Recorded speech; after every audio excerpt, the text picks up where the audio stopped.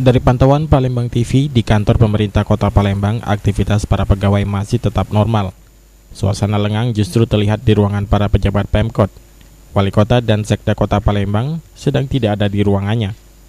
Saat dikonfirmasi, pegawai di ruangan mengaku Sekda Kota Palembang Ucok Hidayat sempat masuk kantor pagi hari, namun tidak berapa lama kemudian keluar karena ada keperluan. Beberapa wartawan yang ingin mengkonfirmasi Ucok tidak berhasil menemui Sekda Kota Palembang tersebut. Sementara itu, dari agenda kegiatan pemerintah Kota Palembang, hari ini tidak ada jadwal yang dihadiri oleh Wali Kota.